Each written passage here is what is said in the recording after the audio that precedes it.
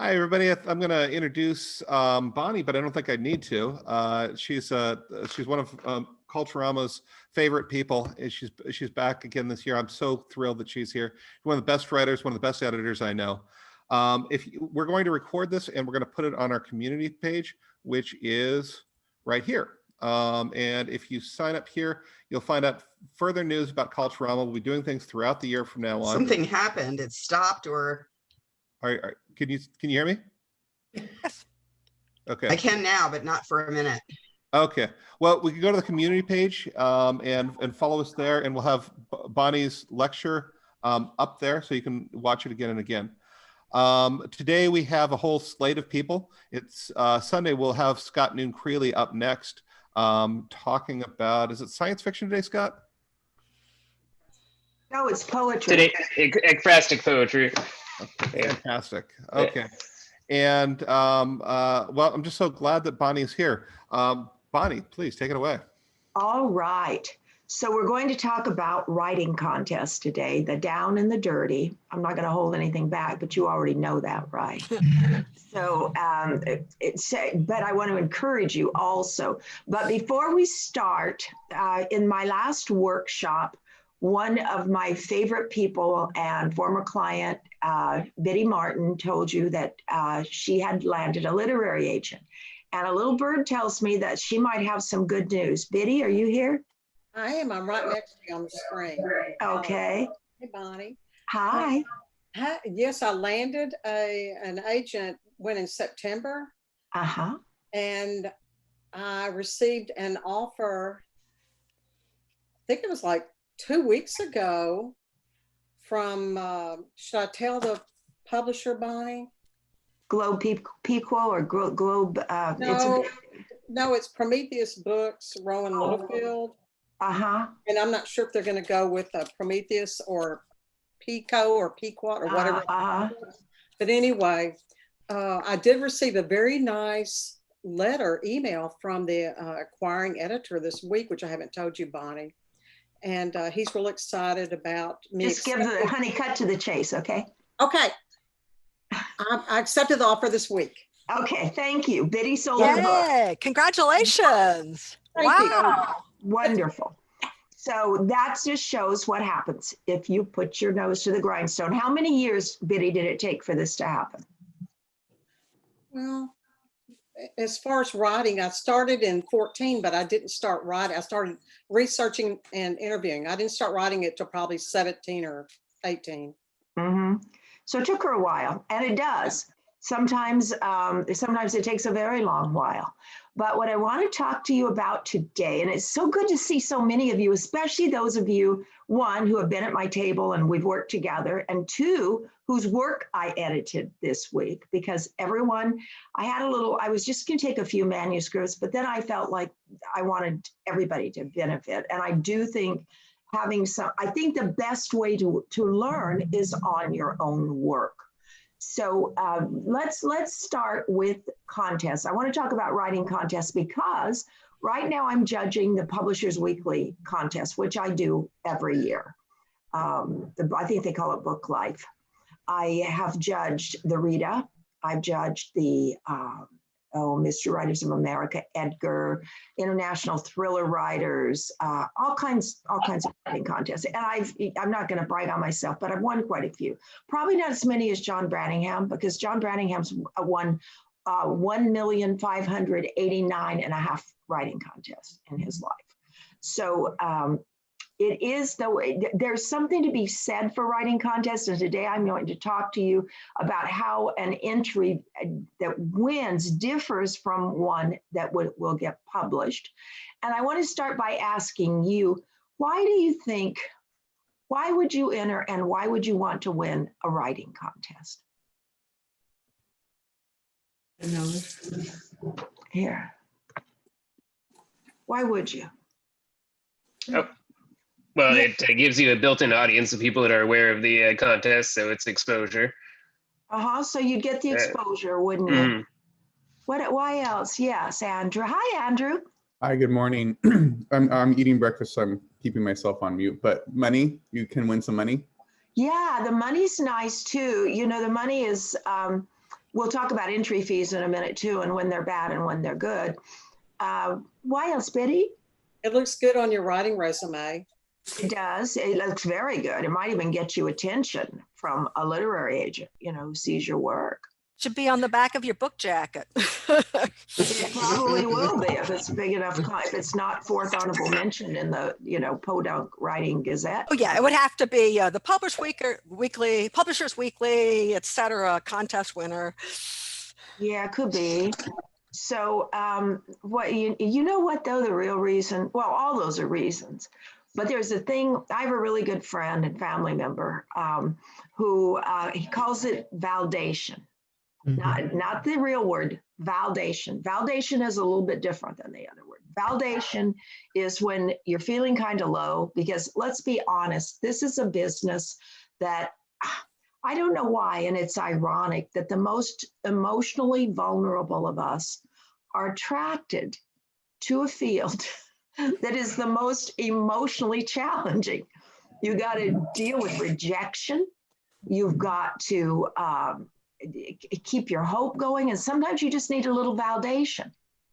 And I find that when I'm attracted to wanting to send out entries to a contest, it's usually when I'm the most needy for some kind of feedback that I'm not a complete fraud and phony.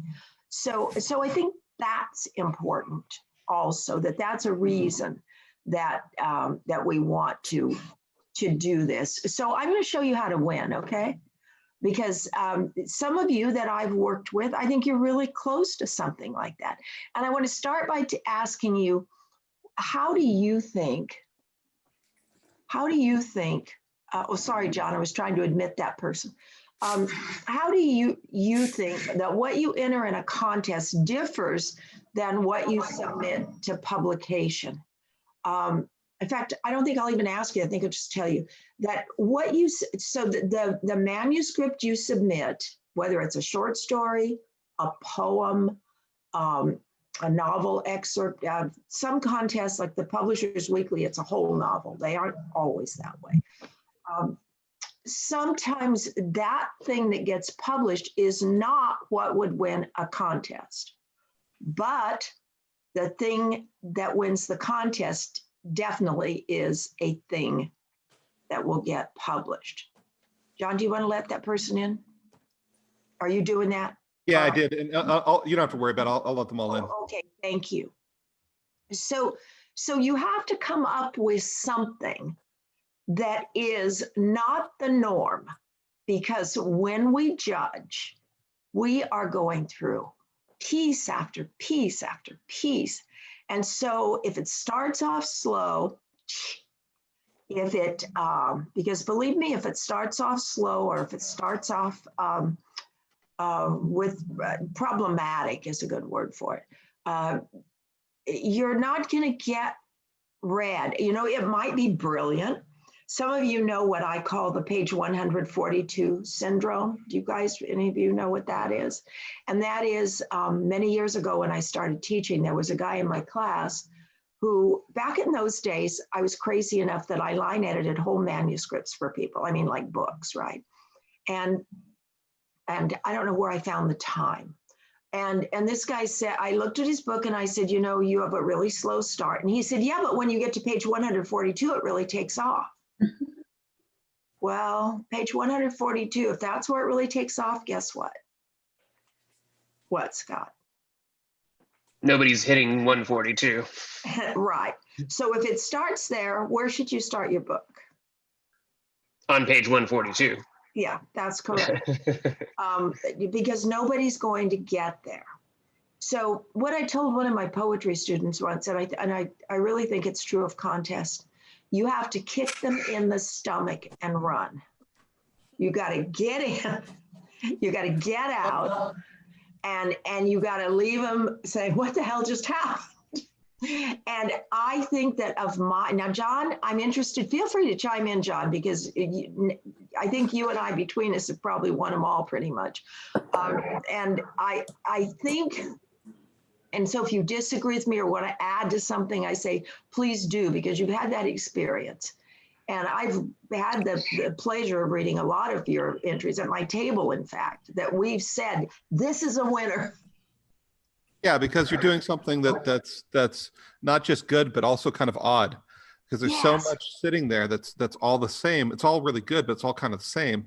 And that's what you want to put in a magazine where Yes. you're trying to replicate an experience. Whereas the contest, it needs to like hit you. Kick you in the stomach and run. Because with a contest, I like what John said, it's all really good, but it's all really same. So, okay, it's another, this person knows where to put the commas, and yeah, this person knows how to create a character. There are no big point of view glitches here, which we're going to get to some of that in a minute. Would somebody be my timekeeper? Who's reliable in this group of ragamuffins? I think Francesca's reliable. Oh, okay. Is Francesca reliable? Oh, you just say my name. Well, who's reliable? Scott, are you reliable? I can keep the time. How much time do you need, Bonnie? You need to keep at a time. I need to have every 30 minutes, I need to be kicked.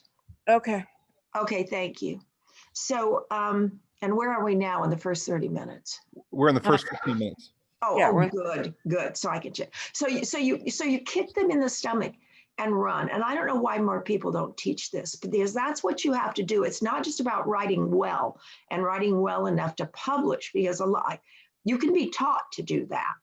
You can be taught to do this too, though. So when you do that, and there was a manuscript that I read that I'll talk about. I won't mention the author's name because I don't know if he's in this workshop, and I don't know if he's okay with my mentioning his name. But there was a manuscript that I read from somebody we've worked with before in here, John, one of your friends, who could win a contest if he shortens that manuscript, because it is a kick you in the stomach and run. And when you do that, first you look at the contest theme. Now, they don't all have themes. Publishers Weekly doesn't. Okay, here's a good example. And this will take us to Title II. Writer's Digest has an annual contest that from the time I hadn't subscribed to that magazine for I don't know how many years. But after I won it last year, I got a free subscription. And they have good stuff in it. I'd forgotten because I hadn't subscribed for so many years. But when I started out back in the 70s, I entered their contest and I placed 99th. And I thought, I'm going to enter this contest every year until I win first. Well, by the time, I don't know, my career got started and stuff, I'd only made it to second place and hadn't read it for years. And last year I needed some validation. And so I entered 8 contests. I won 4. But they were the first 4 that happened, I won, and that's the validation I needed. So when I lost the second 4, I didn't feel bad. And that's pretty good odds. That's like 50-50. And so I entered the contest. It was a genre fiction contest. So I thought, what do I have? Because the first thing you do is you say, what do I have? Because if you already have something you can tweak, why not, right? You may want to write, you may be so inspired by the theme, we're going to talk about that in a minute, that you write something brand new.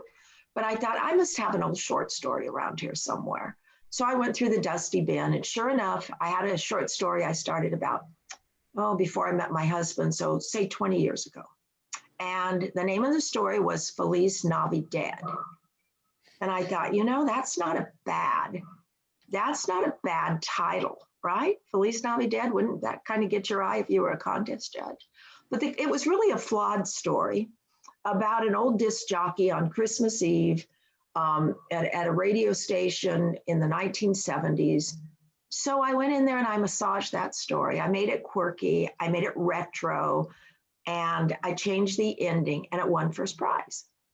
Was it the best story I've ever written? No. Was it the best story in a contest? I'll bet you it wasn't. But it had contest winner written all over it.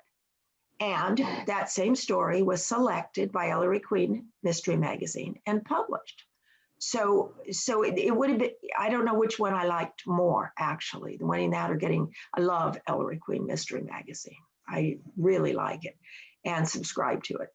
So that's an example of a title and a quirky thing that may not be the best thing, that does, so that the other winners, and I got contacted by some of the other people that entered that contest.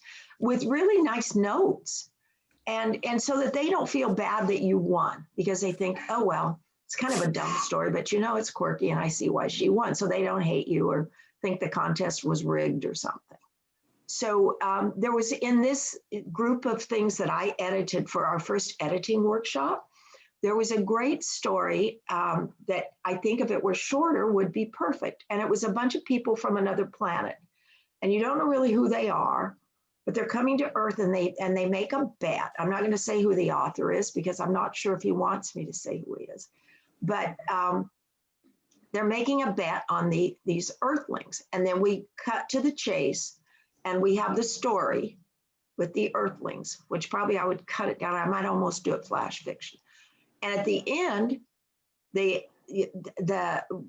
back to the people from wherever they're from, again, on the spaceship. And the one says to the other, you won.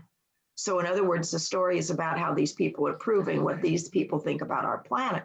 So it's what I would call a joke story. It's not character driven.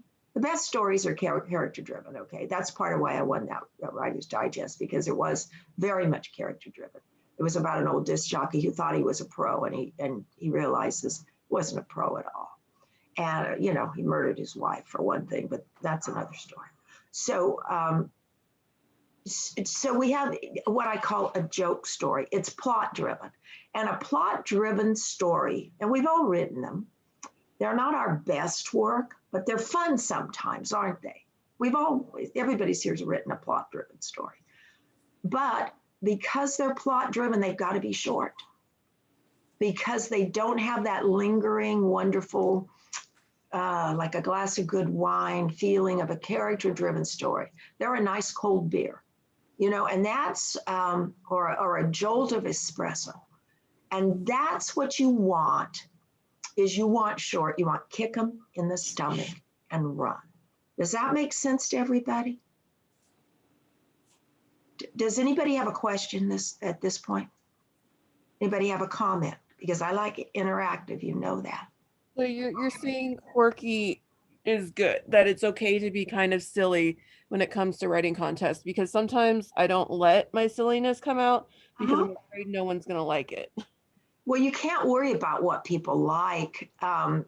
You have to remember that the judges are people like me, and that maybe I'm sitting here and had a rotten day, and I've waded through 400 MFA style short stories, and boy, you come through the door and you might be the best thing I've seen all day. Although I will say that the thing you're working on right now has the potential for that kind of thing, because it's quirky in an intellectual way. And so don't be afraid of that, Francesca. Because if nothing else, you can always publish the piece. But looking at the content, the other thing the contest does for you is it gives you a reason to work. I probably am, I said I wasn't going to swear on this, but I am going to swear. One of the things I love about John Branningham, and there's nothing about John Branningham I don't love, but one of the things I like about him, we were talking the other day about him, and we were talking about how writers, most of us, are probably a little bit broken here or there or everywhere. And he says, well, one thing about me, what it did for me is I get shit done. And if you're going to be a serious writer, you really have to do that. You can't just think about it. And that's your new name now, John. John Get Shit Done Brannigan. That's so, right. So you have, part of being a writer, I believe it's a gift that you're given. And if you're given a gift, it'd be really rude to leave it sitting on a shelf, wouldn't it? So I think that, and you don't get worse. This is the other thing about being a writer. You don't get worse. You actually get better. Because you do something 8,059 times, guess what? The next time you do it, what happens? Scott? You're better. You're better, and you know how to do it. What happens, Anne, when you've done something 859 times and you say, oh, I am in the wrong point of view. I am in the point of view of the poodle on the sidewalk. That is not a good thing. Yeah. So, you also have to have the capacity to evaluate your work as if it was someone else's sometimes. Yes. And that comes with time. I think McLeish said it was like that you should put your poems, you guys, you and Scott probably know this, that you should put your poems, and I'm paraphrasing, like apples in a drawer so that they either ripen or rot. Mm-hmm. Very Is it much. close? I don't know. I'm paraphrasing something I read a long time ago, but I think that's pretty close. So you get the idea, because it has to be a love affair at first, or you won't do it, right? Are you really going to sit in there while the rest of the world is doing great fun things and on their cell phones and I don't know, drinking martinis and smoking cigarettes and doing the polka? Are you really going to sit in there and sit at your computer and sweat blood while you do this thing that nobody might ever read, and every bad demon voice that you've ever had in your head says, this is no damn good. You don't know where to put the commas. Bonnie's going to laugh her head off when she reads this. No, you're not going to do that, are you? So you have to be, you have to have that passion to just go in there and believe in yourself and think this is Shakespeare reincarnated.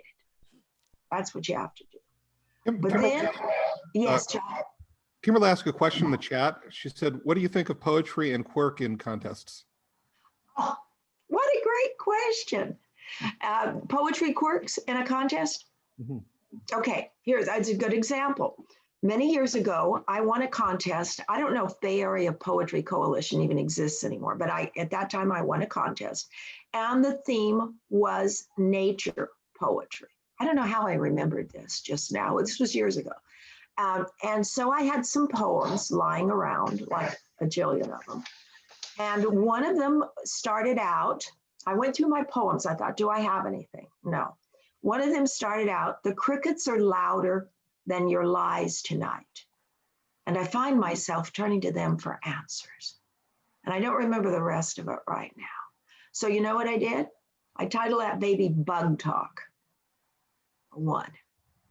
I don't remember what it was titled before, but if it hadn't been titled Bug Talk, I know I wouldn't have won, because it was a nature poem. And I think I was just so outrageous that I got their attention, because here's what happens. And by the way, I don't know who asked that question, but that is a really good question. So, because what happens is you've got the yes pile when you're judging, you've got the no pile, and you've got the maybe pile. But what you don't know is that the maybe pile is really a no pile. Does that make sense? So, and I don't know if you agree with me on this or not, John. Yeah. Yeah. So you got the yes pile over here. Gee, this is really good. So they see the Bug Talk and they think, that's quirky. I'll give it a yes. And they put you there with all the other yes poems. You've got the maybe pile of really good stuff that just quite doesn't make it, but really good stuff. You've got the no pile that you know right off the bat, this person's never read a poem, shouldn't be writing poems. This is a journal entry. And they all go over here. So then they take the yes pile. And this is where quirk can work, because they go through these really brilliant, publishable, will be published poems. And yours just might jump out there and get in the top 3. And the way I look at it is you always want to be in the top 3, because then it just gets down to personal opinion of the judge, which you have no control over.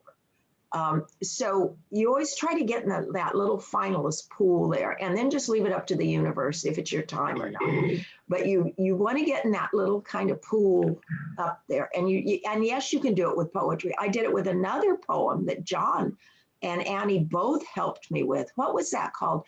Judas Shakespeare Goes Postal. Do you remember that poem, John? It got published in the UC Berkeley magazine. Yeah. And that poem was about, the Judith Shakespeare from A Room of One's Own. If Shakespeare had a sister, how would she be treated, being a woman doing the same things as Shakespeare? And she ends up, of course, killing herself. So my premise was, what if Judith Shakespeare didn't kill herself? What if instead, somehow she made it to Fresno, California, where I live, and she's working in the UPS store? And so that was what that poem was about. Judas Shakespeare Goes Postal. So what did I do there? I took a poem, which I don't think is a bad poem. John helped me with it. So, it's at least publishable.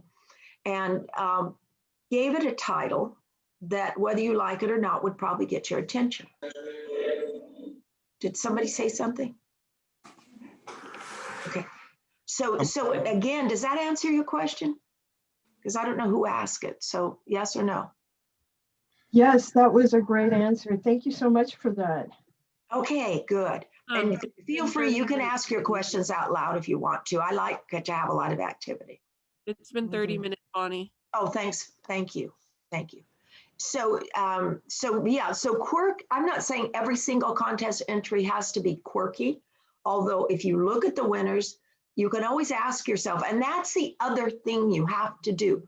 Read what won. Buy the darn magazine. Read or go online, read what won before. And I'll give you a good example of that because that is really important. Because how do you know what they like? So I have an essay, which I would love to make accessible to you. And I was just talking to John about how to do it. And John, will you tell them how you're going to make it accessible to them? I'm just going to go to the Culturama community page, and I'm going to put it up there as like whatever. So if as you can watch this and then read her thing. Actually, I'll probably put them next to each other. It's called What I Wish I'd Known. It's on my website too, but you can get it right off the Culturama. That's probably easier for you. And what I did, this is my same little time period of I needed validation, so I was entering these contests. And I'd suffered kind of a rejection that was hurting my heart a little bit. So I thought I needed to do something to make myself feel better about myself. And it wasn't the possibility of winning that made me feel better about myself. It was the fact that I was distracting myself. I was practicing my art, which both the business and the crafts and the art side of it, because writing is an art and a craft. And I want to talk to you about that later. I think I'll just say it now. Writing is an art and a craft. And you're born with one, but you can learn everything you need to know about the other. That's the other reason why age is a good thing. Age is a very good thing for a writer because you've learned so much. When I look back at some of my early work, published, unfortunately, I cringe a bit. But, that it is something that you can do. The wiser you get, the crazier you get, the better your work gets. So if you learn craft, because then there are no surprises. You spend the rest of your life practicing that craft. And for those of you I edited for, I hope that I've helped you get to that new place. But back to what I was doing. So I'm trying to enter this contest and for the Writer magazine, and it's called Writers on Writing. And somebody, John, I don't think it was you, I think it might have been Hazel Dixon Cooper, said to me, you should enter this contest, Bon, because I have written a lot about writing and I care I'm probably more passionate about that than almost anything is the language and writing and communication. And I'm not quite sure why why my little computer screen is the way it is right now. But I see Scott and nobody else. God, I think we need to unpin you. Yeah. You're cute and all, but I'd like to see everybody else too. Actually, you're quite cute today. I like those glasses. So if you could do that, that would be helpful. Okay, I just unspotlighted them, and everybody can change in their view. If you go to view and then hit gallery view. Okay, yeah, because I don't know how that happened. Where's view, John? It's on the top right. Top right view. Yeah, I like to see everybody. I got speaker view there. Yeah, it's really easy to hit something. I've done that before with my Zoom group that meets every 2 weeks. So where was I? Oh, the writer. So I had an essay that I had written on dealing with self-sabotage. Anybody here ever had a problem with self-sabotage? Raise your hand. Okay, good. Yeah, me too. So I'd written this thing a long time ago about self-sabotage called Getting Rid of Mrs. Delp, who was a teacher who had been mean to me. And I think in our heads, we carry those voices of those first people who were mean to us. And so I'd written it and it was pretty good. It was prescriptive. It was about me, but it was also very prescriptive. I entered the contest and I kept thinking, there was something about that essay. It's a good essay, but it's not going to win. So then I did what I should have done in the first place, and I read the last year's winner. And it was a very stream of consciousness, following the thought process of the author and why she keeps writing, and she kept repeating the same line over and over again. And then I kept writing, and I thought, oh, so it's more like a poem. It's more like this. And it was this is what happens to me and probably to you. It was the deadline day. So I thought, do I really want to take all day when I've got client work to do, my own work due? I took a day and it poured out of me. The first one I labored on, this one poured out of me. And it was called What I Wish I'd Known. And it is not a quirky title at all, but it is heartfelt. And I poured out every single thing that I wish I'd known when I started writing. And then I inserted little conversations with my friend Hazel Dixon Cooper. I don't say who it is, but if you know me, you know she's my best friend and sister. And so I pour all this stuff out. And then I went through and I took out things that were too personal that no one would understand, like validation. You can't explain that in an essay. I can tell you guys. So it won. They didn't, even the other piece didn't do anything. But then Publishers Weekly was looking for columnists, and because I judged their contest, they know me. And I said, would you be interested in this? I got rid of Mrs. Dell because I thought it was kind of clunky. And I wrote out, I edited that thing down to self-sabotage. It was something about the voice in your head is something about the voice in your head and it's yours. And that's going to publish next week. So I was able to sell that article that is not a prize winner anyway, but is a good prescriptive nonfiction, honest piece about self-sabotage to Publishers Weekly, while the other one, which is more heartfelt for me, and honestly for me more emotional, I was able to win the $1,000 prize and, you know, have a nice little essay to actually, when I thought I was going to do this conference and be there in the room with everyone, which is just fine because I wouldn't have Biddy there. I probably wouldn't have Anne or Marlis. So it worked out just fine. I certainly wouldn't have the other Anne, although you're certainly all welcome to come here. So I had a bunch of printouts of that essay. I have like a box full of them. So so instead, I'm going to share it with you on the site. So at this point, anybody have a question or a comment? You can just speak it. You don't have to write it. John, do you have anything? Are you okay? So now let's get down to we've done the title. We've done that. Read what won before. Let's get down to the genre. When we were in a workshop the other night, Anne asked a really good question. My Anne, I'm pointing at her, but she doesn't know that. She asked how important genre was. And we had a conversation about it. And I think really, you have to know what you're writing. You have to know if it's fish or fowl, or how are you going to know what to feed it? How are you going to know who your reader is? Well, you could say to me, well, Bonnie, you love poetry, but you know, and that's probably my favorite thing in the world to read is poetry. I love it. And if you don't read poetry, gosh, I wish you would. But whatever you read, you need to read all the time. If you don't read, don't call yourself a writer, okay?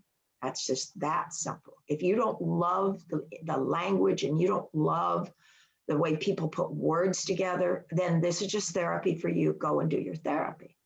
But when we write, look how cute what Scott did over there. When we write, we really have to know who our audience is. And in a contest, I knew in the writer contest, didn't it, was that my writer is people who want to write. And do you know, from all the mail I've got from people my entire career, I got more email on that little essay than I have ever gotten. And I'm still getting email, where people say to me, that's how I feel. That's how I feel.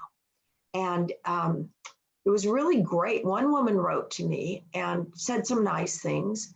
And I wrote back to her. And it turned out that she was the first woman disc jockey ever to be on an AM radio station. I was writing a novel that I started 38 years ago about women, the first women in AM radio, because that's where I started. And she and I became friends, and she was actually able to help me with that book, which was a winner in the Harlequin Creator Fund, kind of a books for women in different professions. That was actually one of 4 winners in that contest. So she helped me do that, which was really pretty awesome.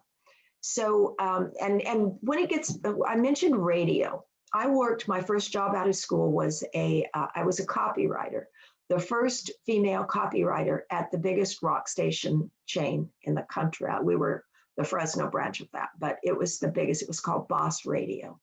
And I think what helped me as a writer more than all the classes I've taken, everything, any school I ever went to, including that, what I was telling you, the 2-year editing course at UC Berkeley, I think what helped me the most, imagine this, every day, 5 days a week of your life, you sit down at your desk and you write 30-second and 60-second commercials for things like waterbed stores, Levi's, head shops. Can you imagine the training as a writer that gets you to sit there and do that every single day of your life? So I don't regret that I did that. So you've got to kind of impose that thing on yourself when you, as writers, that this is not something you do when the mood hits. Try to write every single day of your life. And if you say, well, gee, I didn't write every single day, Bonnie, I wrote only 4 days. Well, hey, that's pretty good. Maybe next week you'll do 5 days. So it's kind of like going to the gym or working out. You know, it's if this is who you are, this is in the gift you've been given. This is what you want to do. So okay, we're talking about genre. You have to know what you're writing, and it's there, and it will tell you. For instance, can I use you as an example, Biddy? Biddy's is really, it's her story. You know, it's really what she did, but it's true crime because the murder of her friend from school overshadows the fact of Biddy's detective work. Even though Biddy did all this detective work and uncovered this, it's the murder and this dreadful killer guy overshadows. So it becomes a really personal, quirky, true crime. And when you can combine like that, but still keep one in the forefront, a good example is my wonderful friend, Hazel Dixon Cooper. When she wrote her first humorous astrology book, no one had written humorous astrology. And Hazel is probably the nicest person. I don't know. It would be a toss-up between Hazel and Anne Branningham, who is the nicest person in the world. But maybe not a toss-up because Anne Branningham is about as perfect as they come. So am I biased? Yes. So Hazel had this idea to do this astrology book. Well, there were tons of astrology books on the market, but no one had done humorous, quirky astrology. And because she is nice, Hazel can be mean without, like when I'm mean, I'm really mean, but I'm Gemini mean. But Hazel's not. She's really a nice person. So even when she's mean, she's really not that mean. So she wrote a book called Born on a Rotten Day. And it was sold to Simon & Schuster as a 2-book deal, Born on a Rotten Day and Love on a Rotten Day. I know a lot of you guys have read it. It's a hysterical book, and it went very big, put her daughter through college big. And it was because she combined these two, but ultimately it was a self-help book. Oh, it was funny, it was quirky, it was well-written, but it was a self-help book. And Biddy's is a true crime book. And Anne is working on a book about family secrets, and her is brilliant, by the way. She's a writer, professional writer. And this is a very personal book for her about the detective work she did to figure out why her family was a lie and why, when you went so far back in the history, nothing made any sense. You hit a dead end. But it is not a true crime book. It is not Biddy's book. It is a memoir in the sense of her search for family. Ultimately, it's a love story. So again, you have to know what you're writing. And can you change it? Yeah. When Ann and I started working together, she didn't know for sure what hers was. Biddy and I had some long conversations about what she was working on, about how to focus it so that it would be this. Because if you don't know what it is, guess what? Your reader doesn't know either. And that makes your reader uncomfortable. Because when I read poetry, I know this is poetry I'm reading. When I read flash fiction, I know it's flash fiction, right? So don't give me 700 pages of a poem, because I'm like, well, this isn't flash fiction. I know it's not. I mean, flash fiction, don't do that. So you have to know that this is, and I was wrong. With that first essay that I entered in the writer, that was really a how-to article. That's not going to win an essay contest. Just because I put in my own experience trying to fake it and make it look like an essay, that is not an essay. That's a Publishers Weekly how-to prescriptive nonfiction article. Okay? That one that won is an essay. It's an out-of-my-heart, gut-written essay. So you have to know that. Do you ever have problems, any of you, trying to figure out what it is? Anne, did you have your hand up, honey? Henny, you're muted. Please unmute yourself. Okay, if you won't unmute yourself, I'm going to keep talking because I can't hear you. She's having technical difficulties. She thinks she's I'm unmuted. sorry. Oh, okay. Well, when she gets untechnical, then I hope she'll come back. Oh, you know what? I actually have a double mute. This is my work thing. I don't so- care about the I don't care about the Oh, technology. yeah. Anyway, so now can you hear me? Everybody, I'm sorry. I totally agree that when you're getting to the point like the book is about done and you're thinking about submissions, and also just when you're doing that final shaping and polishing. However, I do think when you're first writing it, you just have to write like what you want to be writing, and you won't necessarily know what it is. Well, I'm gonna say something. At least that's how I am. Well, that's how you are now, because you just met me 3 months ago. Here's what I think. There are two ways to do it. And this is with fiction too. You can just write it and say, I'm just going to write it and worry about marketing it later. Then it becomes a journal entry, and that's okay. And what happens then usually, and I've seen this in some of your fiction, by the way, which is why I'm addressing it, is you write and write and write and write and write. And someone like Bonnie comes in and says, hey, I don't mean to speak of myself in the third person, and says, hey, your first 3 chapters suck. You know, it starts on page 142. And then you cut everything out. Well, that's okay if you want to write that way. I don't mind. Just know that you will have to cut a big chunk. And if it's a short story, you're going to have to cut about 3 pages, maybe 4 pages, 3.5, 4 pages. If it's a book, usually it's about 3 chapters. So if that's what you want to do, that's fine. Certainly when I started, that was what I did. But I think another way to approach it is to say, this is what I would say. Who is my reader? If it's nonfiction, who is my reader? Who am I writing to here? This is not just a journal entry. I think that what I have to say is important, and I want to share it with people.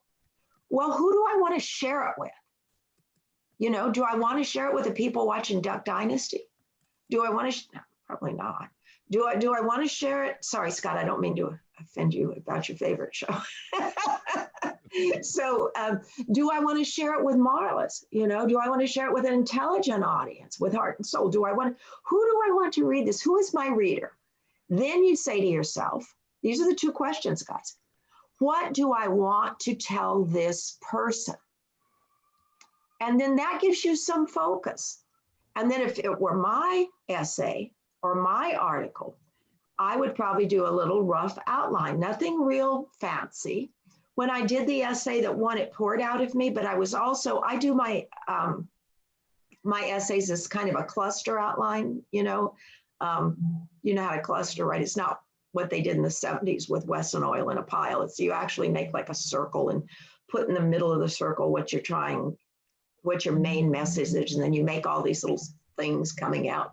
But whatever your kind of outline is, then you kind of have a little loose roadmap, and it saves you having to cut as much out later. But it's really your choice, whatever will get the juices flowing. If you're writing fiction, I think it's really helpful to know your external conflict. I think it's good to know whose story is this? Well, in Anne DeVigo's book, she has a very clear protagonist, don't you, Anne? Who is your protagonist? Oh, you're muted. Me. No, I'm talking about Anne DeVigo. Oh, my protagonist is a judge here in Sacramento. Yes, a female judge, and Anne has a good knowledge of that field. So I've always called that kind of outline brainstorm. I love that, honey. You can just speak up though. It's okay. I like to have conversation. Makes me not so lonely for a real class. Sorry, thank you. Yeah. So I'm kind of informal. So yeah, I love that brainstorm.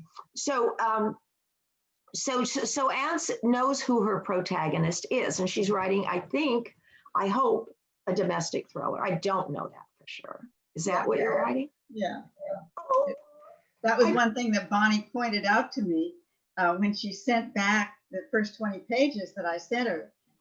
She said, I think, is this going to be a legal thriller, or is this going to be a domestic mystery? And definitely it's a domestic mystery, but it does have a legal component to it because my main character is a judge.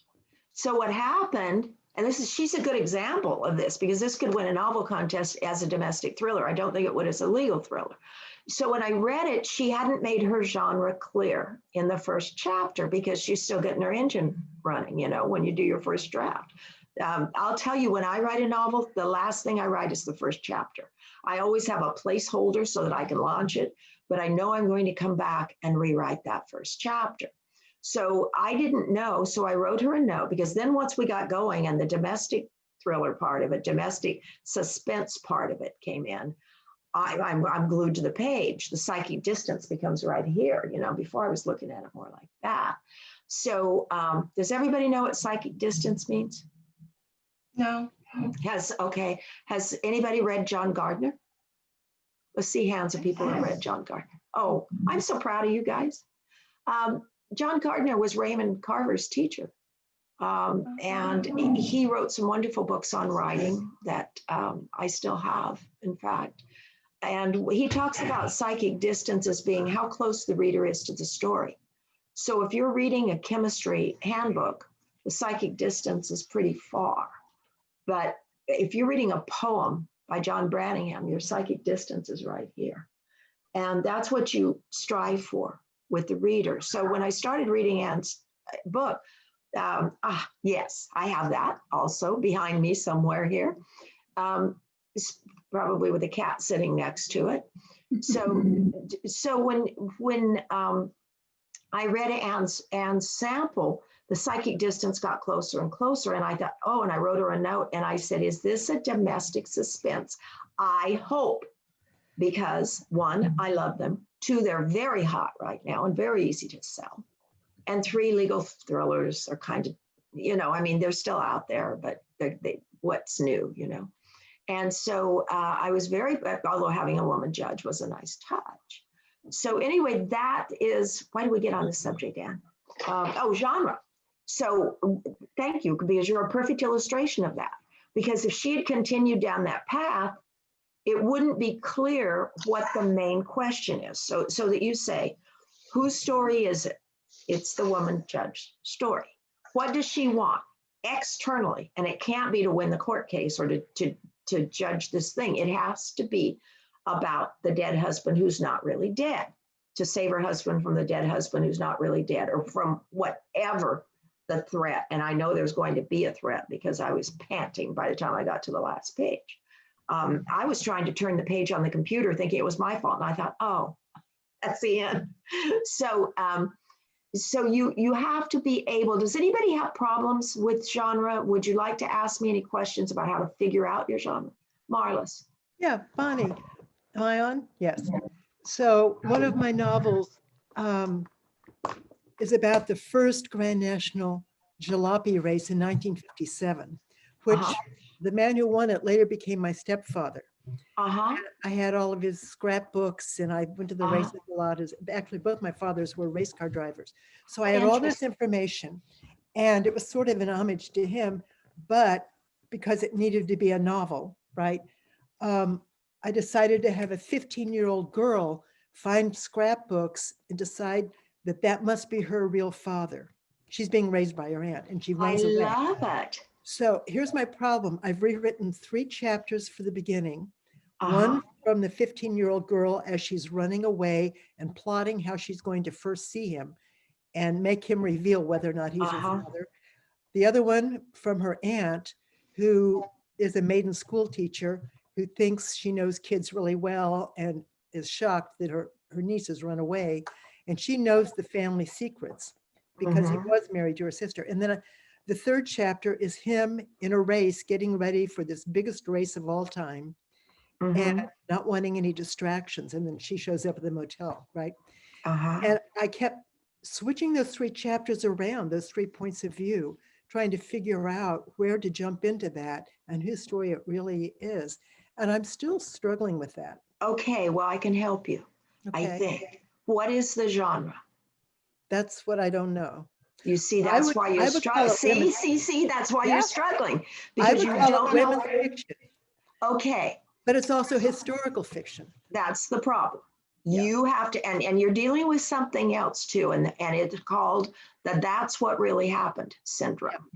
Yeah, and I know because I did it with my first novel. Yeah, my first novel won a major writing award and was never published because it was "that's what really happened."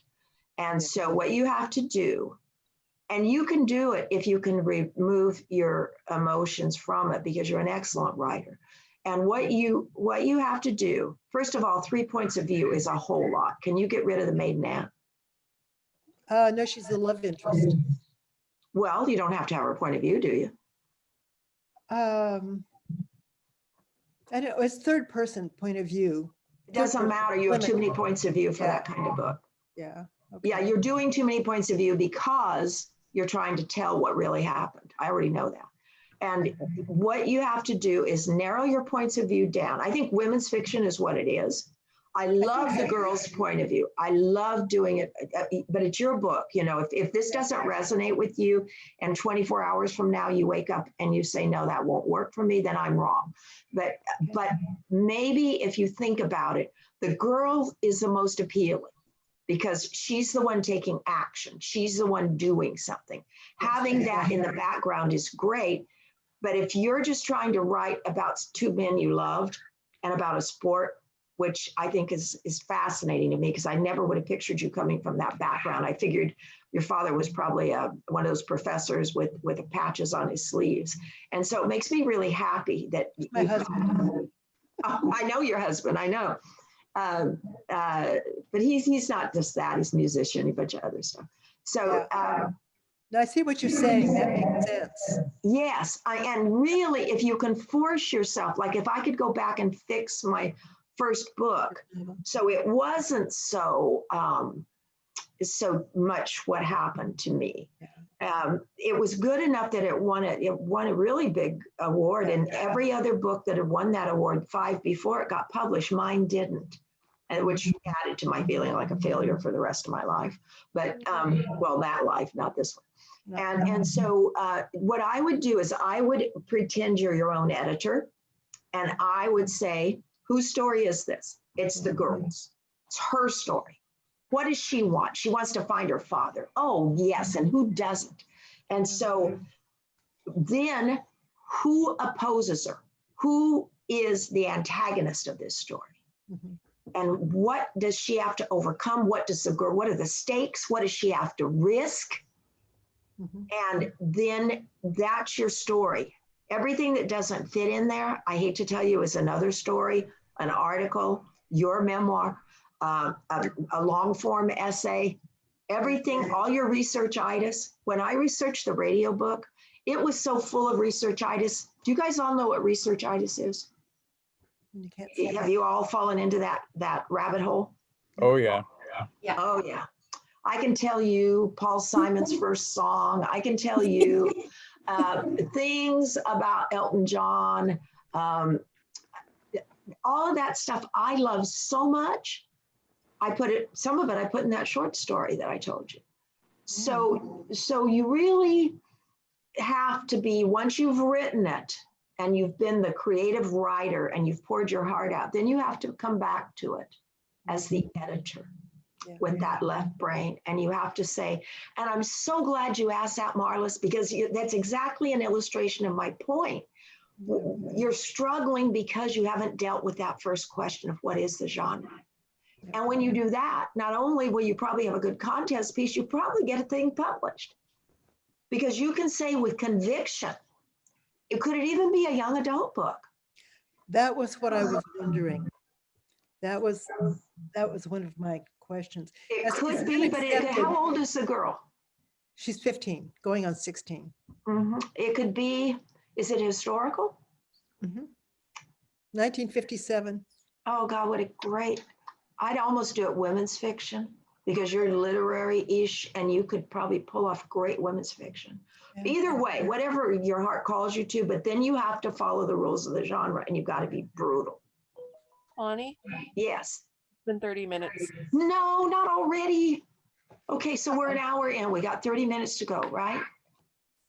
Francesca, will you beat me up about 10 minutes before we're finished? I don't know about the adjective beat up or the verb, but okay.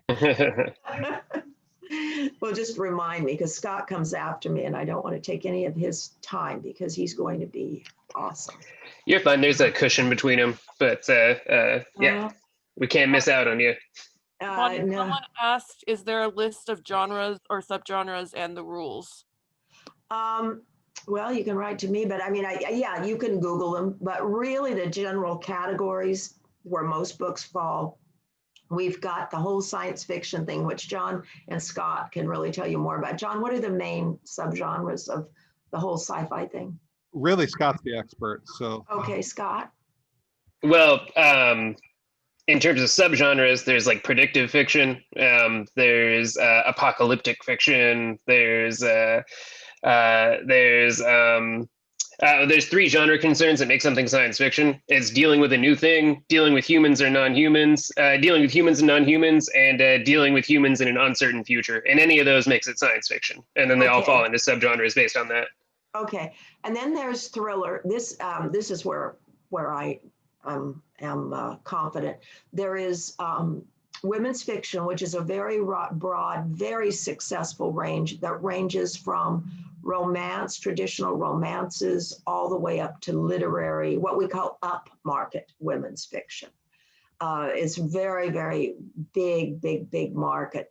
There's crime fiction, which is mystery, which is more traditional Who Killed Cock Robin mysteries, which doesn't mean they're simple. They're not. The good ones are really good. If you follow the Edgar winners and read those, they're excellent books. There's thriller. A thriller has usually higher stakes, usually more points of view, can have more points of view, doesn't have to. Bigger, broader, more explosive kind of books. And then there are, it breaks down into like legal thrillers. Domestic thrillers and domestic suspense is still really big. It's my favorite of all of those. I think that's the Gone Girl kind of story, the unreliable narrator, I think it's probably what Anne DeVigo's writing. It's really a great area. There's, what am I missing? All the nonfiction, prescriptive nonfiction is very big. Inspirational memoir, a good memoir is always going to sell. You don't have to be famous the way they used to say. You had to be famous to write a memoir. I was at a conference once speaking in Albuquerque. And somebody said very officiously, some innocent in the audience said, well, what about memoir writing? I mean, if you're not famous, you can't even think about it, this person said. Well, and a year later, we had Angela's Ashes. So, you don't have to be famous. You have to have something, a good voice that makes people want to travel with you. The best one I've read recently is by Natasha Trethewey, the Pulitzer Prize winning poet. It's called, oh, John, I lost what the name of that book is. Do you remember, Anne, what the name of that book is? It's over here. It's Memorial Drive. yes, it's called Memorial Drive, and it's about her mother was murdered when she was 19 years old, and her mother was Black, her father was white, and this is a story of. She talks about her mother, she talks about herself, she weaves that murder all the way through, kind of like similar to kind of what you're writing, but different. And it really is a fabulous, beautiful book. Yeah, there it is. Oh, you got it too, John. Yeah. Yeah, I love it. I love it. I've read it and I've underlined it. You know, I'm one of those people that defaces books, and some of my friends will ask me for my books because they want to read what I've underlined. And I've underlined some great stuff in that book. It's really great. If you see anything in there, John, you want to write what she says about metaphor, and that her father always spoke in metaphor because he was white. And even though her mother, I believe, was a drama major, she was Black, and she always spoke in very literal terms because she knew what the world held for this daughter of hers.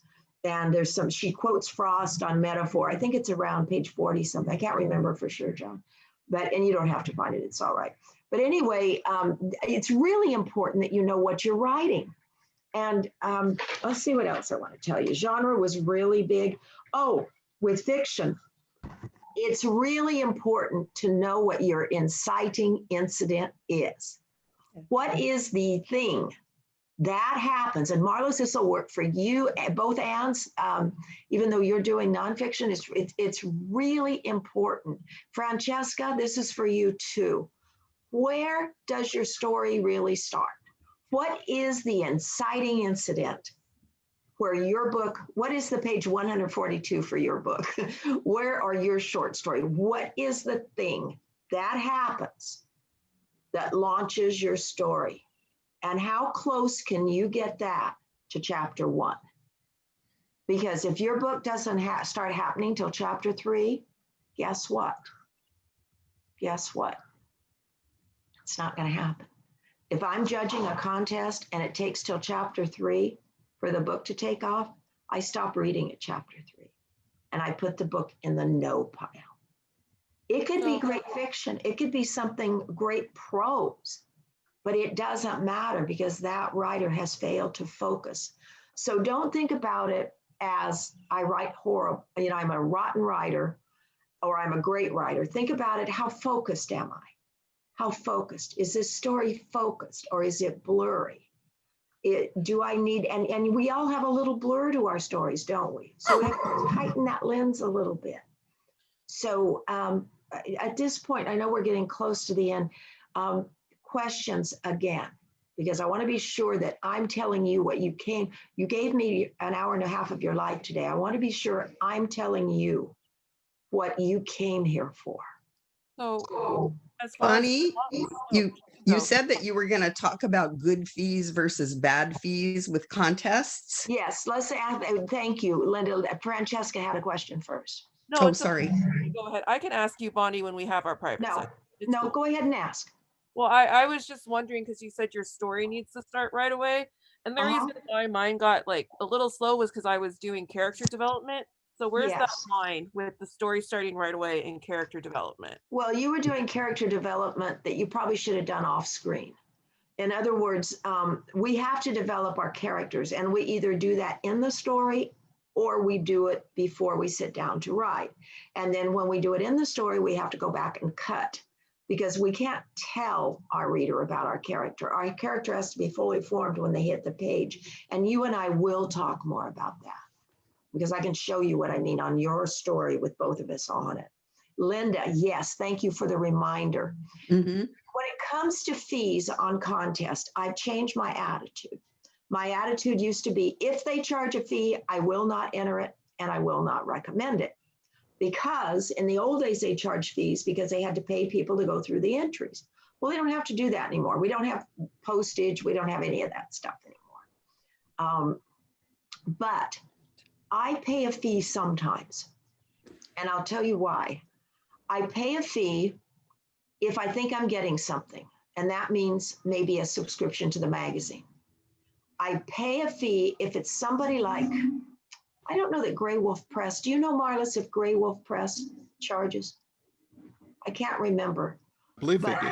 I think they do. I would pay a fee to them because they are the rock stars of the rock stars, doing wonderful things, publishing books that other publishers won't touch, people of color, people who are marginalized, beautiful, fabulous literary stuff. If I can give them $20 and they'll consider me for a contest, I've got no problem with that. Grey Wolf Press, by the way, if you're writing memoir or poetry, they're a fabulous press. So I don't mind that. I don't mind supporting a small press. Once in a while, I'll enter a contest just because I really think I'm going to win and I don't like that writer's contest. I spent, I think it was $20, twice so like $40 on that contest. I won $1,000, but I really had a good feeling about it. And if I lost the $40, well, you know, I've spent more than that on wine. So you have to, I think I have a more relaxed view about it now. I was really like before, you've heard me, John, you've heard me say, never pay a fee. Sometimes I think it's okay. John, what are your thoughts on that? Am I just so far off? I think it's okay for a couple of cases. If you get something for it, I think that's all right. If it's not over $20, that's all right. And if it's supporting a good press, that's all right too. I have don't problems mind that. like Missouri Review. I have a little personal. I think you should do it, but they have so many contests and so many people entering that contest that you're really paying $20 to support University of Missouri, I think. Yeah. And they don't need your support. Right. Yeah. So you have to think, and then there are scam contests out there. You don't want to waste your money on a scam contest, okay? And which ones are, can you name some of those, John? Oh, I don't know. They're usually things like, they have phony sounding names like United Writers for Expression of Talent Incorporated. Yeah. Or a phony literary agency. All you have to do is Google them with the word scam after their name, and a bunch of stuff will come up and tell you not to enter their contest. Or you can Google past winners, and you can pretty much see if it's, they're not as prevalent as they used to be, because with the internet, we can find out about them. Yeah, they'd always do stuff like call themselves the Paris Prize, and you'd think it's for the Paris Review. Yeah. Something like that. Yeah. Yeah. So and it's really Paris Hilton, but be careful of that sort of contest.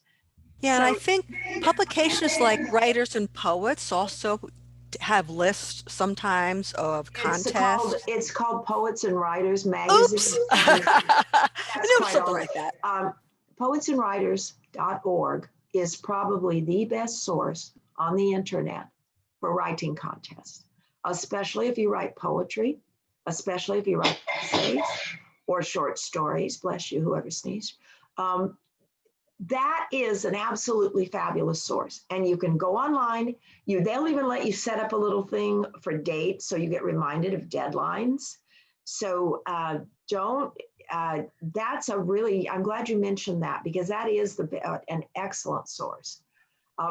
John, you use something that I don't use. I used it for a while. I couldn't do anything with it. Tell them what you use. I use duotrope.com. Yes. Yeah, because I write a lot of flash fiction, which means I'm submitting all the time. And it's basically a big links page. It's what Writers Market was trying to be back in the old days, but it has basically every magazine, every agent, every book publisher, and every contest on it. And because I'm usually submit like 3 or 4 things a day, I'm always using this. Yeah. What was that called again, please? I'm going to put it down in the chat. There's also Submittable, which is similar to Dutrope, I think, but it's free. Submittable, yeah, I use submittable also. But it's not similar to Duotrope. Submittable, that allows you to submit something, but it doesn't have. It does now generate a list. It didn't used to, but now it has like poetry, all the poetry entries, all the fiction, all the contests. That's what I'm trying to say. Yes, that's what I'm trying to say. That when you go into submittable, it tells you what the deadlines are for the newest contest. It does have that feature. Okay. It didn't used to, yeah. The problem with submittable though, is it charges the people that use it. Editors, yeah. And what happens, I'm really 50-50 about submittable. I have no choice because everyone uses it. But it's benefiting in a really kind of unhealthy way. And then does that make the people that are having these contests charge bigger fees for entry? I think there's going to be more coming out of that because I don't think that's a real healthy situation. I have to use it because if a contest makes you go through submittable, you have to go through submittable. So how are we doing on time, Francesca? Okay, Francesca went away. We have 15 minutes. Okay. One of the things, I don't give exercises when I do a workshop because I don't want to walk away. And I mean, they're very helpful, but I want to spend the time the way we're spending our time today. But I want to give you some exercises you might want to do on your own after the workshop to get the juices flowing. Because ideally, if you want to be part of this crazy writing life, and I'm not saying you should want to, you might want to do something sane like go sell real estate or something. But if writing picks you, come here, Gracie. It's my cat. Yeah, come on, Gracie. And you really want to do this, you have to commit yourself to it. You need to write constantly and you need to read. You need to read all the time. And if you do that, here's Gracie. Hi, Gracie. So, if you do that, if you read every day and you write every day, you're going to get good. You're going to get really good. And if you do some of the things we talked about here, you're going to get validation.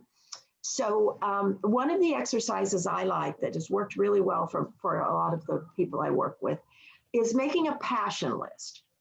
Sit down and give yourself time to make a list of the things you're the most passionate about.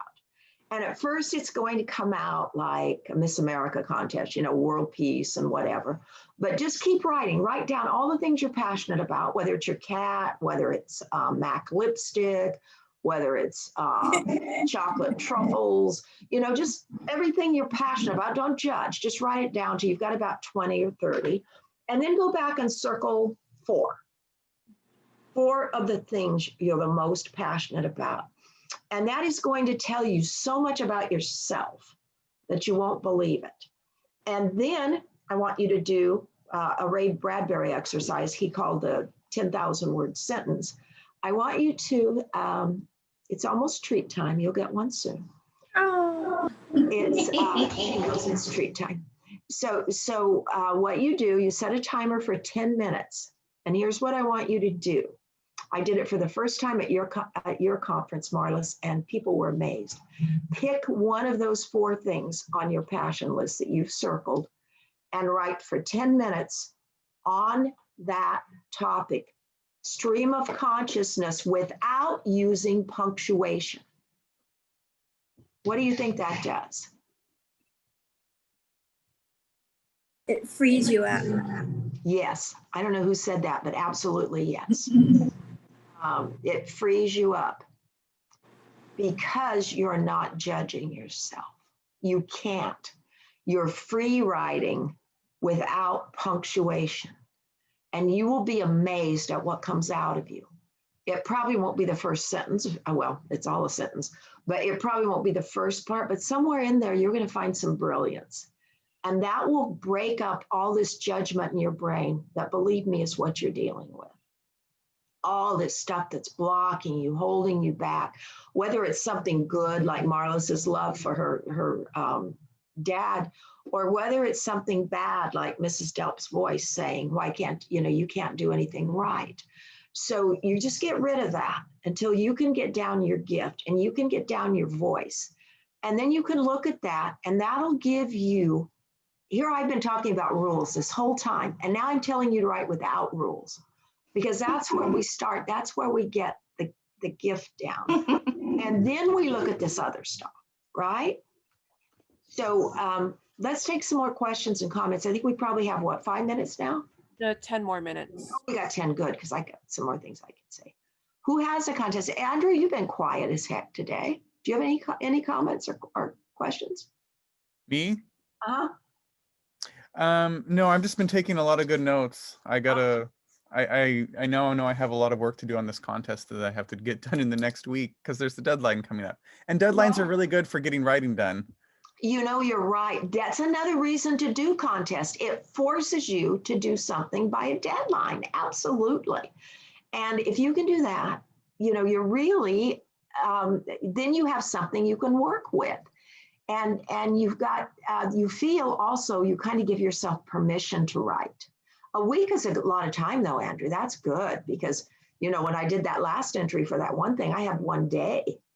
And there have been times that I've been writing that I'm looking at the clock because if it's Eastern time, it's 3 hours from me. And I'm thinking, oh my gosh, and you know, it's 5 o'clock here and I've got till midnight.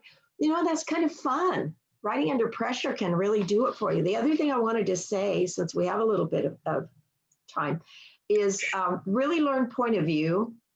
Really watch stage business. Really watch, because you know you need action and dialogue, and I should do a workshop on dialogue sometime. Don't just have the character drinking coffee because you need the character to have an action. Try to keep the business related to the conflict in the scene. And if there's no conflict in the scene, it's not a scene, it's a dreaded event. Paraphrase it and move on. So if the characters, say it's a mother arguing with her daughter about going out with a married man, maybe the daughter's putting on lipstick as they have the argument.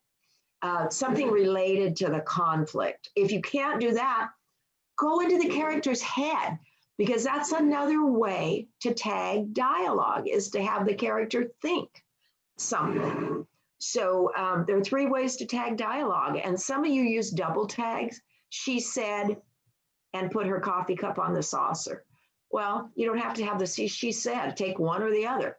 So there are lots of ways to tag that dialogue. So really be careful about stage business. I used to have a student who had his characters always get up and go to the refrigerator. And this character was very slender. And I asked him once, I said, why do your characters always get up and go to the freaking refrigerator? Well, you said you wanted action.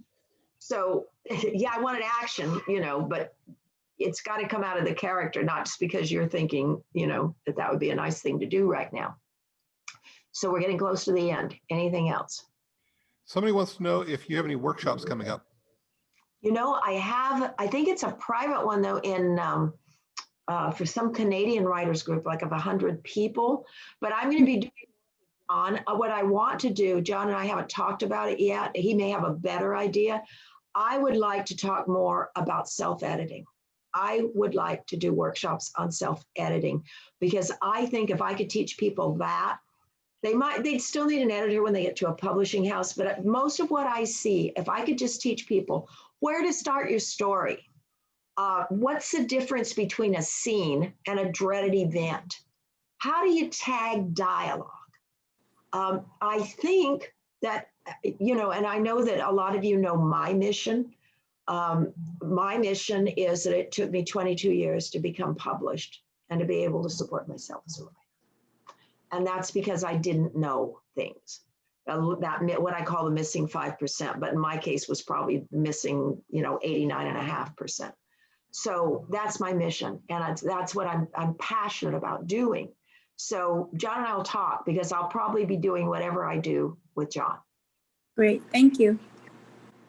We can either do that through the gallery or through the college, either way. Yeah, whatever you want, John. I'm happy to do it. And I don't charge for workshops, because I've paid a lot in my life for workshops that didn't teach me anything. So if you learned something today and it helps you, I would love it if you shot me an email and told me that. That would make me feel so good. The other thing I want you to remember is that you're here because you were born with a gift. And don't let anything get in the way of that gift. Don't let anyone get in the way of that gift. If you friend me on Facebook, I'll be posting my article on self-sabotage when it comes out in Publishers Weekly. So, read that. Can I share it? Yes. Somebody ask a question here? No? Okay. Let's see. That's very much. Oh, thank you very much, Victoria. And I hope my edit helped you. So where are we on time, hon? Have 6 minutes left. Okay. So again, you've got to remember that if you're writing fiction and if you're writing nonfiction, you can use the tools of fiction to make your nonfiction come alive. Biddy can tell you that, that you can write scenes, you can have dialogue, but you have to know the difference between a scene. And you know what the difference is between a scene and a dreaded event? What? Tell me. Anybody? I know. What? Action. Action's good, but you can have action in a dreaded event too. You can say they walked around the room for 3 hours. Right? You said it had to relate to the conflict, right? The conflict. And conflict needs to be in the scene. Conflict is goal. In a scene, your character has a goal. Your character, Vonnegut said, and I'm paraphrasing, your character has to want something on every page, even if it's just a drink of water. So in a scene, in a transition, you can do all the other stuff. But in a scene, your character needs a goal and somebody needs to oppose that goal. And the somebody, I wasn't going to swear, but I'm going to swear one more time, okay? John, is that all right? I say it's I want A and you want B. A lot of people think it's I want A and you're a bitch. And it's not that. The other character can be a bad person, but it doesn't have to be a bad person. Most of your conflict in your life, I hate to tell you, is with the person you love or a person you love. I'm trying right now to get my husband to talk me out of doing a workshop that I don't have the time to do, a workshop that would involve X number of weeks of mine teaching for a university, in an extension program. I'm trying to get him to talk me out of it. And he won't do it. I'm trying to talk my best friend out of it because I know it's going to take a lot of my time. They think it'll be good for me because I like to teach and because this is my passion. So we have conflict over that. We have conversations over that because I'm worried that I will stretch myself too thin, which I always do. And they're saying, why are we going to argue with you? You're going to do it anyway, which I am, of course.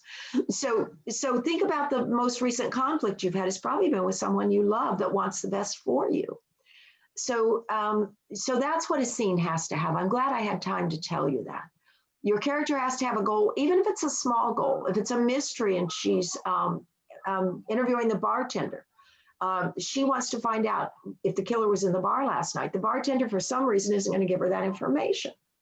And at the end of the scene, your character either gets the goal, 1, doesn't get the goal, 2, both of those are just fine. 3, this is what we call yes, but. Yes, you get the goal, but now you're going to have to do this because I'm only going to tell you this, you want to know, if you meet me here tonight at 2 o'clock in the morning. So now the character, because this is how life is. This is how life is plotted. We make decisions and then we have to act on the results. That is how you plot a book. So the 4th is no, and furthermore. You don't get your goal, and furthermore, because you even tried to get it, I'm going to make your life worse. And all of those outcomes help you plot what happens next. Isn't that brilliant? That is how you write a scene. And if your scene, do my scenes all like that? Are they all like that? No. But then I have to come along and either develop, which is a big thing, because if you're slamming down a book, you're not going to take time to do all that, or paraphrase, and work on that. And if you're writing literary fiction, there are fewer rules. but there are rules. And again, you need to read. I hope you've all read John Branningham. If you haven't, please go buy all his books. What book should I pitch for you today, John? That one. Yes, Life Orange yes. Pear. I just bought that book. I just bought it. So, and he is probably, and not because he's my friend and Annie's husband, he probably is one of the most, 3 to 5 most talented people writing literary fiction and poetry in the country today. So read him, just read across the board, find what you like. Don't worry that it's going to destroy your voice. It'll develop your voice. It'll bring your voice out. It'll inspire you. It'll keep you from reinventing the wheel. So we're probably about out of time. Is there any listeners? Okay, thank you. Oh, John, you're so cute. So Bonnie? Yes. I'd actually like to pitch a book of yours that has been helpful to me, and that's the little book that you wrote with Christopher, Digital Ink. Oh, that book has a story behind it. We like to give that book away. If this were a real writing conference, it costs us $2 to buy that book, and we hand it out. That's our $2 business card that we hand out when we do a writing conference. And that's how I got it. Is that how you got it free? Good. That's how I got it too. So if anybody, I can't give you that book, but if you'd like the PDF for that book and you don't want to buy it, I'm happy to. I'm not saying don't buy the book, but I'm also saying that when I do a conference, it's not because I want to sell anybody anything, except John Branningham's book, please. It's because I truly am here because I want to help you. So if you'd like a copy of the PDF and you don't necessarily want the book, if you write to me, I'll give it to you. What's the name of it again? Digital Ink. Digital Ink. I forget what the subtitle is. Chris Poe and I had so much fun writing that. He's one of my favorite people in the world and probably one of the most talented people. If not, he's probably the most talented person I've ever taught. He learns, I learn like this, hammer, hammer, hammer, hammer. He learns like this. I do this to him and he gets, an 8-week writing workshop right here. And so we wrote that book together. He'd come here. This is actually his bedroom that I'm doing this out of. I mean, at my house when he stays here.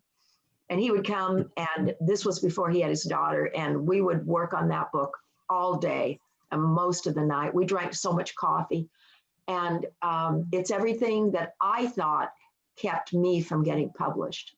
And it's very small. It's 25,000 words or something.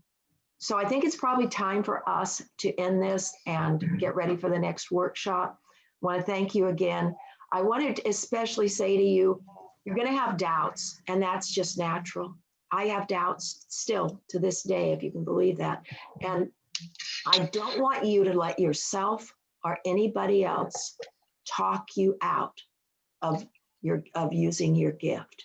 I don't want you to think you're selfish. I don't want you to think that you're not going to do it because you've seen Biddy did it. You're going to see Ann do it very soon. You've seen John Branningham do it. You've seen me do it. You know it's possible. You know it's doable. But because of our programming, we can talk ourselves out of stuff. We can tell ourselves that cleaning the oven or the toilet is more important than doing our work. And anybody who thinks that cleaning the toilet is a good thing, there's a problem, right? So really, I want you to take care of yourself emotionally, because this is an emotional business. And we are emotionally vulnerable, especially when we start running around in our subconscious. So do that for me. And if you start to doubt yourself, remember that these are the last words I said to you today, is know that you're worth it and know that you can do it. Thank you. Thank you, Bonnie. Thank you. Okay. Thanks, Okay. Bonnie. I wish this were a real workshop so I could go hug you now and we could go out for lunch. Someday. Thank you so much, Bonnie. And we'll put this up on the video so you can watch it again.